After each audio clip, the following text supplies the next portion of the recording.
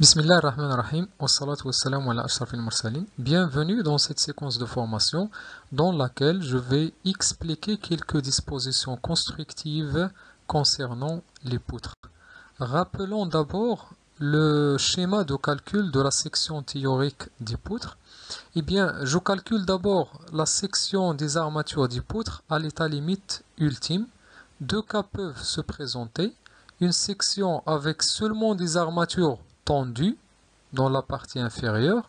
Ça veut dire au niveau de la partie supérieure, j'aurai tout simplement des armatures de montage. Ou bien, dans le deuxième cas, en plus toujours des armatures tendues dans la partie inférieure, j'aurai besoin d'armatures comprimées au niveau de la partie supérieure de la poutre. Si en plus j'ai une fissuration préjudiciable ou très préjudiciable, je dois aussi effectuer les calculs à l'état limite de service.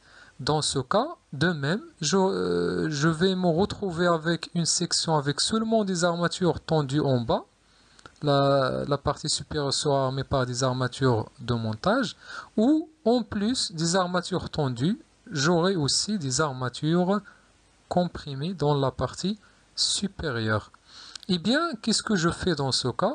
J'ai calculé la section des armatures tendues à l'état limite ultime et j'ai calculé la section des armatures tendues à l'état limite de service.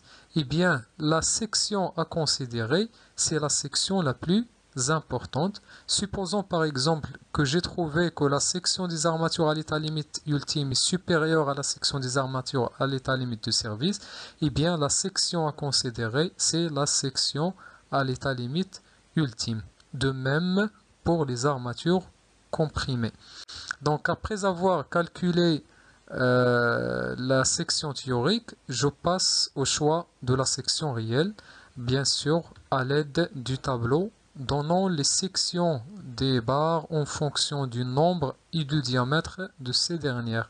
Eh bien, quelques règles à respecter dans ce cas. Je considère ici une section transversale de la poutre. Donc toujours concernant le choix des armatures, je dois assurer une symétrie verticale de la poutre. Ça veut dire les armatures que j'aurai dans cette extrémité seront les mêmes que de l'autre extrémité. Aussi, une deuxième règle à respecter, c'est que le diamètre doit diminuer de l'extrémité vers le milieu de la poutre et du bas vers le haut. Ça veut dire le diamètre, par exemple, de cette armature doit être supérieur à celui supérieur ou égal, bien sûr, au diamètre de celle-là.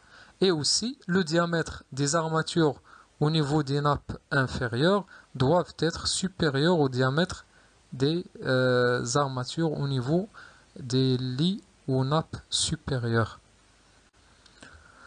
Concernant donc les dispositions constructives, ce sont des règles de bonne pratique relatives généralement à la mise en œuvre des éléments en béton armé, exemple les sections minimales, les espacements entre les armatures. Et bien sûr, le but, c'est d'éviter une rupture fragile plutôt de la section, ou de larges fissures, ou encore de résister à des efforts non pris en compte dans les calculs provenant d'actions gênées. Je donne l'exemple de l'effet de la température.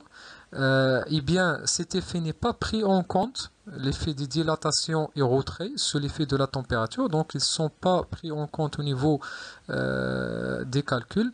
Eh bien, il faut donc en tenir compte concernant les dispositions constructives. Une disposition prise dans ce cas, c'est par exemple, il faut prévoir des joints de dilatation. Et donc, le respect des dispositions constructives définies au BAEL 91 modifié 99 donc, permet une correcte mise en œuvre du béton dans le coffrage. Ça veut dire permettre le passage du béton au niveau des parties inférieures, surtout pour les éléments verticaux tels que les voiles et les poteaux, et faciliter sa vibration. Et bien sûr, le but c'est d'éviter par exemple des phénomènes tels que la ségrégation, etc. Un parfait aussi un parfait fonctionnement mécanique des armatures, d'où la poutre. Eh bien, parfois, les sections d'armature longitudinales peuvent être importantes, donc la mise en œuvre de plusieurs lits superposés est alors nécessaire, mais bien sûr, il faut respecter quelques règles qu'on va voir par la suite.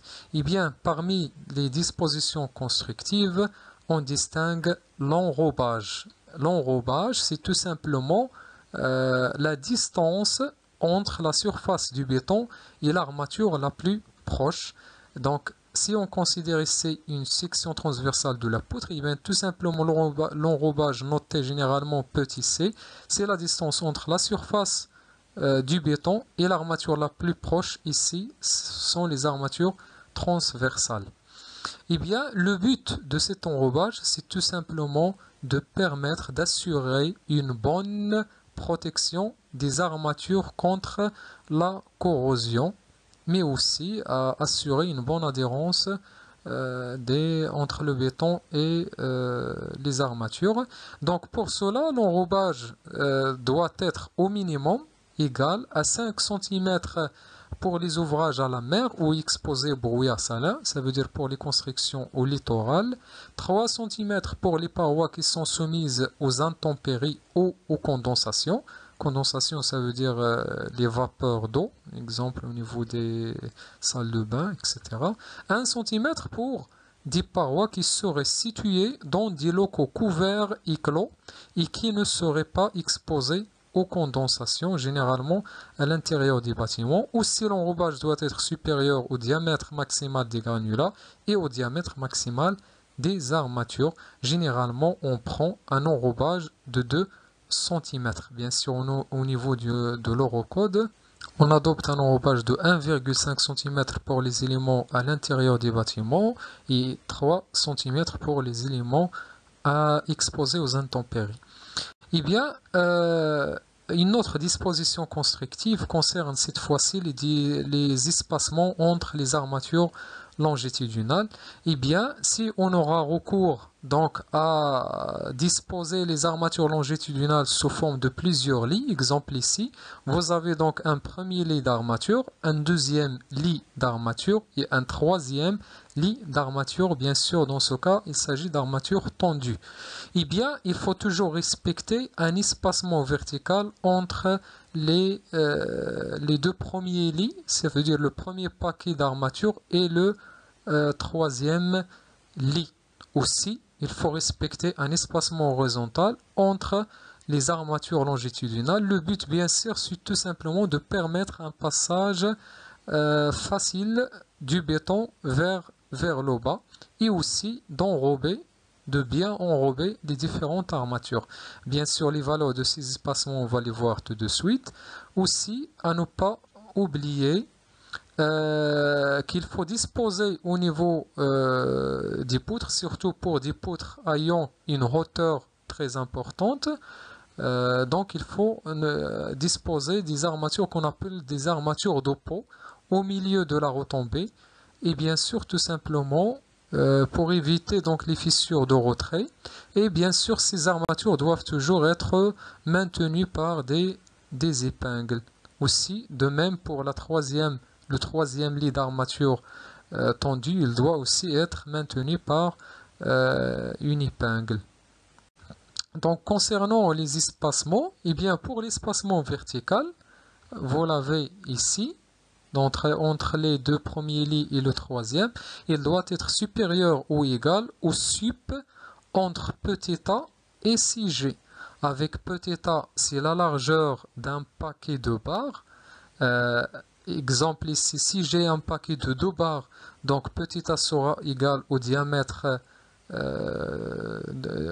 sera égal à 1 diamètre, bien sûr, des barres.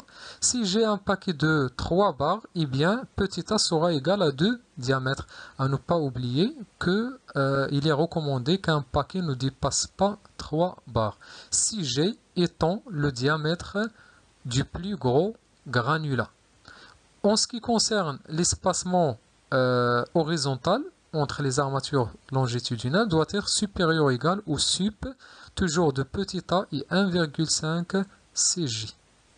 Concernant les armatures de peau, ils doivent avoir une section minimale de 3 cm² par mètre de parement. Un parement, ça veut dire tout simplement cette distance, la retombée, plus la largeur, plus la retombée. Et bien pour chaque mètre de ce parement, on doit disposer 3 cm² d'armature de peau. Par exemple, si j'ai une distance de parement égale à 1 mètre, donc j'aurai 3 cm² comme section des armatures de peau.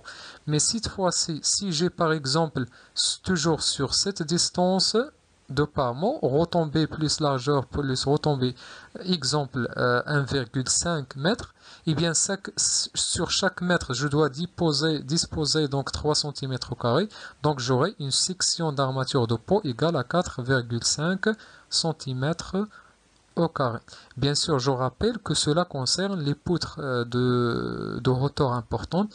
Pour vous, donc, si on vous demande de dessiner la section transversale, donc il faut se contenter par les armatures principales. Ça veut dire les armatures tendues en bas et les armatures comprimées en haut. Bien sûr, à ne pas oublier les armatures transversales. Eh bien, c'est tout ce qui concerne cette séquence. La prochaine séquence sera à propos de l'addition de charges. Merci pour votre attention.